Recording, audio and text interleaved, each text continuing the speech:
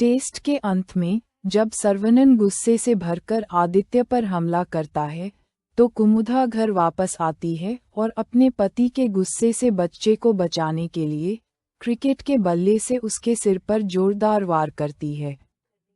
वह चीज जिससे उसे सबसे ज्यादा नफरत थी, या खेल से जुड़ा टोटेम, आखिरकार सर्वनन की मौत का कारण बना।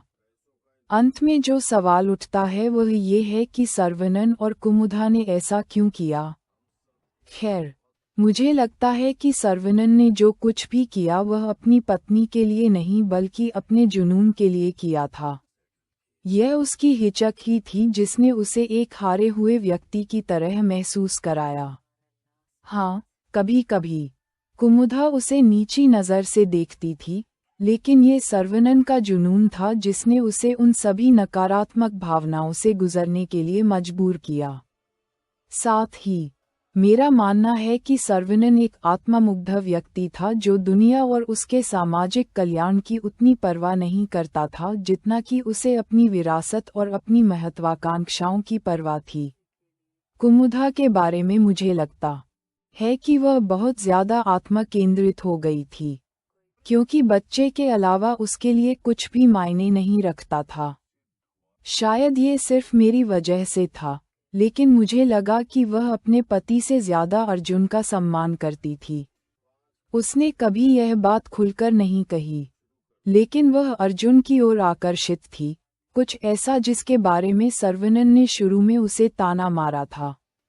बच्चों, खास तौर पर आदित्य के प्रति कुमुदा के अति सुरक्षात्मक व्यवहार ने मुझे महसूस कराया कि उसकी हताशा ने उसके मानसिक स्वास्थ्य को प्रभावित किया था।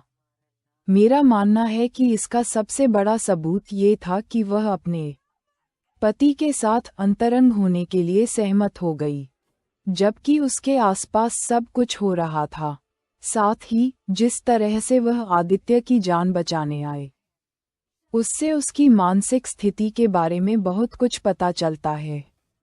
उस समय कुमुदा को इस बात की परवाह नहीं थी कि उसका पति जिंदा रहे या मर जाए, और वह बस आदित्य की जान बचाना चाहती थी। वह एक राक्षस को कुमुदा की जिंदगी खत्म करने नहीं दे सकती थी, जिससे वह प्यार करती थी। सर्वनन ने पहले ही अपने बच्चे को छोड़ दिया था, और वह नहीं चाहती थी कि उसके पागल जुनून की वजह से कोई और जिंदगी बर्बाद हो। टेस्ट के अंत में, सर्वनन जमीन पर गिर जाता है, और उसके सिर से खून बहने लगता है।